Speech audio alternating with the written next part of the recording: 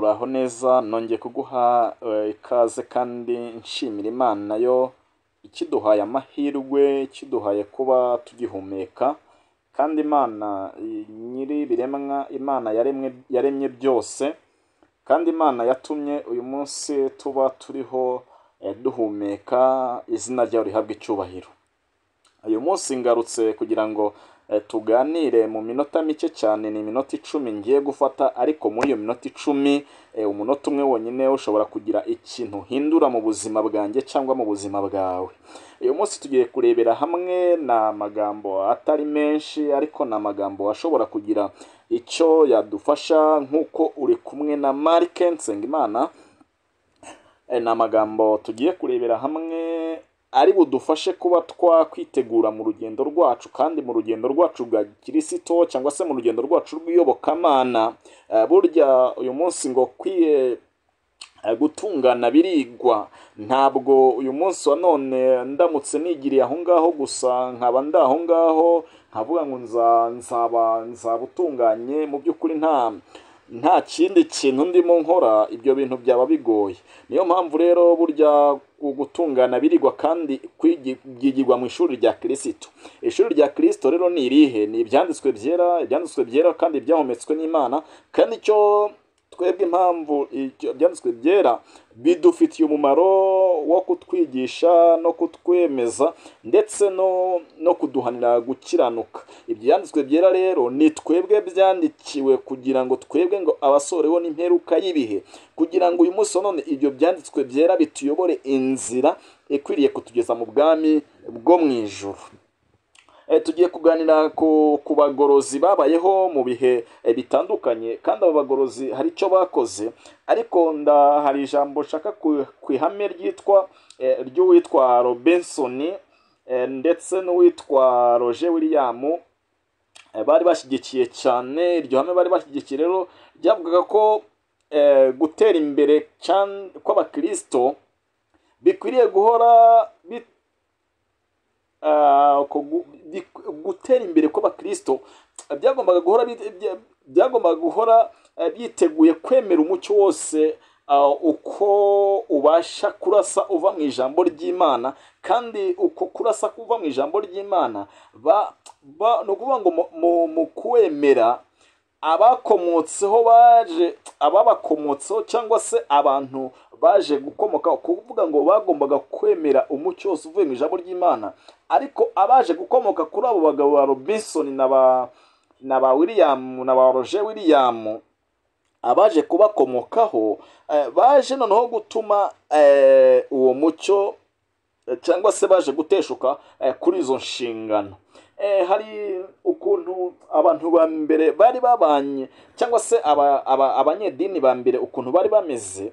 Icya mbere, umuntu wabaga ari umunyedini ngo mu gihe cyabo, icya mbere bafataga Bibiliya yose ko ari ishingiro ryo kwizera, kandi ikaba n'ishingiro ry'umudendezo. Amahame ya Bibiliya yabigishaga ko bagomba kugirana urukundo, bakagirana ubumwe, mbese bakaba bamwe nk'uko n'ubundi ijuru ryari rimwe, bakaba bamwe nk'uko n'ubundi aho bajyaga hagombaga kuba ari hamwe, kubera ko bagombaga kuba bafite icyerekezo kimwe, bagombaga kuba bafite imyumvire imwe.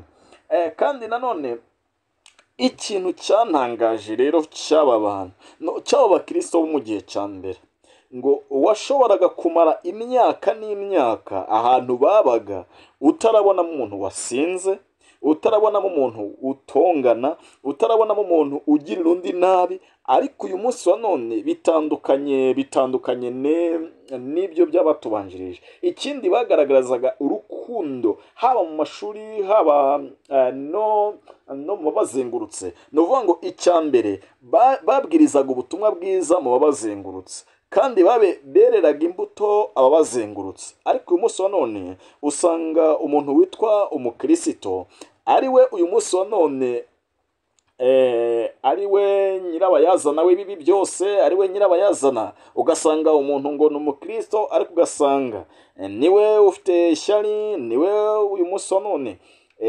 abantu usebya bagenzi be, niwe uyu munsi wa none usanga mu matiku, niwe usanga mbese ugasanga ibyo bintu byose abirimo kandi yitwa ngo ni umukristo. Ugasanga uyu munsi wa none umuntu arakubwira ngo ni umukristo ariko niwe muntu wa mbere w'umusinzi ubaho. Mbese ubundi ubwo bukristo ni bukristo bushingiye kuki? Ariko kandi icyo tugomba kureba cyangwa se twebwe icyo tugomba kwibaza, twebwe uyu munsi tugomba kwibaza ngo mbese ubundi uyu munsi wa none ko turi mu gihe cyo kugaruka kwa Yesu Kristo, kandi ko turi mu gihe cy'umusozo w'amateka y'isi, ese ibintu bigomba kumera gute? Ibintu bigomba kugenda gute? Abantu bakwiriye kubaho bate? Ese abantu bakwiriye mbese kwitwara gute?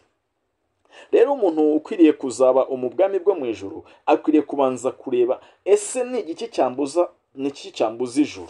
Ni iki kinakora cyambuza ijuru? Ese ni iki cyafunga amarembo y'ijuru?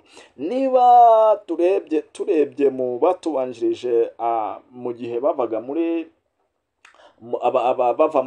Egiputa, abanyayisirayeli, ni ukuvuga ngo umuntu witwa Mose yabwiwe gutunga inkoni, urutare, arabibwirwa ngo yabwiwe gutunga, ariko we arangije arakubita. Kandi icyo yari yabwiwe nuko icyo kintu yakoze ngo cyatumye atinjira muri Kanani yo mu isi.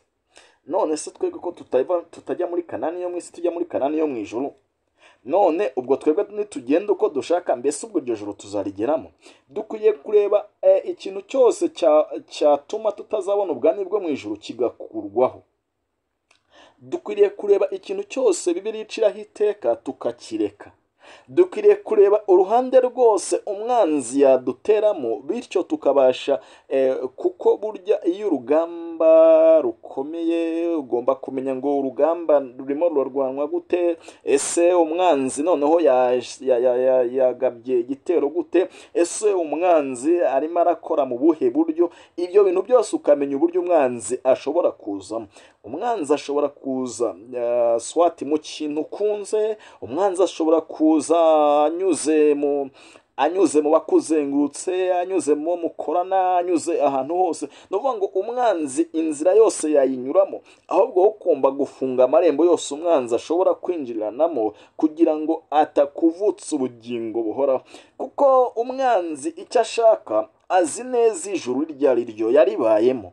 Ntabwo rero yifuza yuko uyu munsi wa none ngiwe naba mu ijuru, ariko kandi nanone Imana yatanze ijuru nk'ingororano y'abakiranutsi, kandi iryo juru Imana yatanze ni ngiwe yarihaye. Rero hano kugaruka kwa Yesu Kristo uzaza kwima ingoma y'ubutabera byagiye bitera abanditsi b'ibyanditswe byera kuvuga amagambo meza cyane kandi ateye ubwuzu.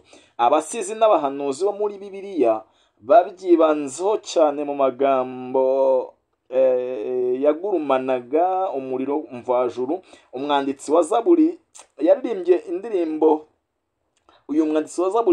indirimbo nziza cyane kandi nkunda. Iyi ndirimbo yaravuze ngo kuri Siyoni aho ubwiza butagira inenge niho Imana irabagiranira. Imana yacu izaza ye guceceka, izahamagara ijuru ryo hejuru n'isi nayo kugira ngo icire ubwoko bwayo urubanza. Ijuru rinezerwe, isi yishime, inyanja ihore n'ibyuzuye imbere y'Uwiteka, kuko agiye kuza agacira abari mu isi imanza. Azacira abari mu isi imanza zitabera, azacira amahanga imanza zihwanye n'umurava we. Iyo turebye, iyo ni muri Zaburi igice cyaho ni icya 50 umurongo wa 2 kugera 4, ndetse niyo urebye no muri Yobu igice cyaho cya 14 ndetse n'icya 15 hora bitubwira, ndetse no muri Yuda igice cyaho cya 14 umurongo wa 5 umurongo wa 15, ndetse niyo urebye muri Zaburi yaho ya 96 umurongo wa 14 kugera 13 aratubwira ngo umuhanuzi Yesaya yaravuze ati, Yesaya, ababa mu mukungugu umwe nimukanguke muririmbe, kuko ikime cyawe kimeze, kandi urupfu azarumira bunguri kugeza iteka ryose. Uwiteka Imana izahanagura amarira yose ku maso yacu. Imana ihabwe icyubahiro. Imana irifuza guhanagura amarira yacu ku maso yacu